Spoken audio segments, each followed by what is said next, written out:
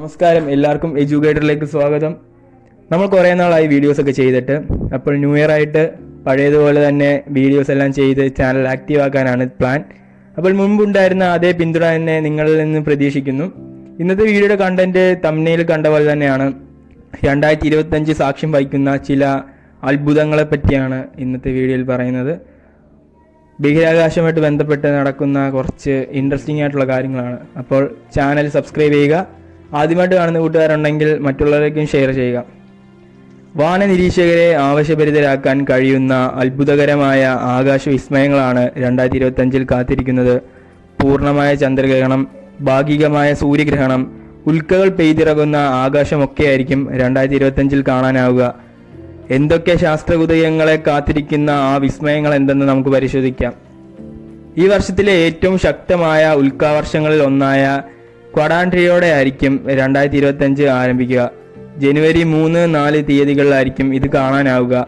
സെക്കൻഡിൽ 70 കിലോമീറ്റർ വേഗത്തിലായിരിക്കും ഉൽക്കകൾ അന്തരീക്ഷത്തിൽ പ്രവേശിക്കുന്നത്. മണിക്കൂറിൽ 120 ഉൽക്കകൾ വരെ കാണാൻ സാധിക്കും. ജനുവരി 13 ഈ വർഷത്തെ ആദ്യത്തെ സൂപ്പർ മൂൺ അഥവാ വൂൾഫ് മൂൺ സംഭവിക്കും. ചൊവ്വാഗ്രഹത്തെ പിന്നിലാക്കി ചന്ദ്രൻ മുന്നിലെത്തും. ഓക്കുലേഷൻ എന്നാണ് ആ ഒരു പ്രതിഭാസത്തിന്റെ പേര്.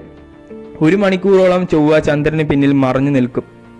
ബ്ലഡ് മൂൺ, രക്തചന്ദ്രൻ എന്ന് മലയാളത്തിൽ പറയും. പൂർണ്ണ ചന്ദ്രഗ്രഹണ സമയത്ത് ചന്ദ്രൻ ചുവപ്പ് നിറത്തിൽ കാണുന്നതിനാൽ അതിനെ ബ്ലഡ് മൂൺ എന്ന് വിശേഷിപ്പിക്കാറുണ്ട്. മാർച്ച് 13-14 തീയതികളിൽ യൂറോപ്പ്, ഏഷ്യയുടെ ചില പ്രദേശങ്ങളിലും ഓസ്ട്രേലിയ, ആഫ്രിക്ക, അമേരിക്ക എന്നിവിടങ്ങളിലെല്ലാം ഈ ഗ്രഹണം കാണാൻ സാധിക്കും. യൂറോപ്പ്, ഏഷ്യ, ഓസ്ട്രേലിയ, ആഫ്രിക്ക, അമേരിക്കയുടെ ചില ഭാഗങ്ങൾ, ഇന്ത്യൻ മഹാസമുദ്ര മേഖല എന്നിവിടങ്ങളിൽ സമ്പൂർണ്ണ ചന്ദ്രഗ്രഹണം ദൃശ്യമാകും. മറ്റ് ഗ്രഹങ്ങളിൽ നിന്ന് വ്യത്യസ്തമായി ഇത് ഇന്ത്യയിലും കാണാനാകും. അതിനാൽ ജ്യോതിശാസ്ത്ര പ്രേമികൾ ഈ അവസരം നഷ്ടപ്പെടുത്തരുത്. ചന്ദ്രഗ്രഹണം നഗ്നനേത്രങ്ങൾ കൊണ്ട് കാണാൻ സുരക്ഷിതമാണ്. 2025 രണ്ടാം ഭാഗിക സൂര്യഗ്രഹണ സമയത്ത് ചന്ദ്രൻ സൂര്യന്റെ ചില ഭാഗങ്ങൾ മറയ്ക്കും. അന്റാർട്ടിക്ക, പസഫിക്, അറ്റ്ലാന്റിക്, തെക്കൻ ഓസ്ട്രേലിയ എന്നിവിടങ്ങളിലെല്ലാം ഇത് കാണാൻ സാധിക്കും. പക്ഷേ ഇത് ഇന്ത്യയിൽ ദൃശ്യമാകില്ല എന്നുള്ള ഒരു വിഷമകരമായ വാർത്തയുണ്ട്. ശനിയുടെ വലയങ്ങൾ യഥാർത്ഥത്തിൽ അപ്രത്യക്ഷമായില്ല. പക്ഷേ മാർച്ചിൽ ഹ്രസ്വകാലത്തേക്ക് വലയങ്ങൾ അദൃശ്യമാകും. ശനിയുടെ വലയങ്ങൾ ചരിഞ്ഞാണ്. അതിനാൽ ഭൂമിയുടെ വീക്ഷണകോണിൽ നിന്നും മാറുന്നതോടെയാണ് ഇത്തരത്തിലുള്ള കാഴ്ച ദൃശ്യമാകുന്നത്.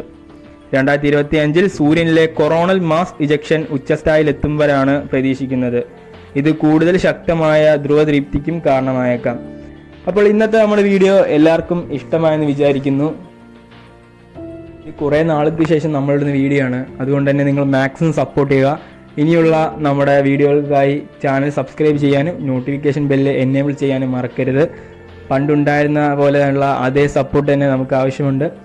അപ്പോൾ ഇതേപോലുള്ള ശാസ്ത്രത്തെ വിസ്മയിപ്പിക്കുന്ന കുറച്ച് വാർത്തകളായും വിദ്യാഭ്യാസ രംഗത്തെ ഏറ്റവും പ്രധാനപ്പെട്ട അറിയിപ്പുകളുമായും ഞങ്ങൾ നിങ്ങളുടെ മുന്നിലെത്തുന്നതാണ്. അപ്പോൾ എല്ലാവർക്കും തന്നെ ഒരു പുതുവർഷം നേർന്നുകൊണ്ട് ഈ ഒരു വീഡിയോ ഇവിടെ അവസാനിപ്പിക്കുകയാണ്.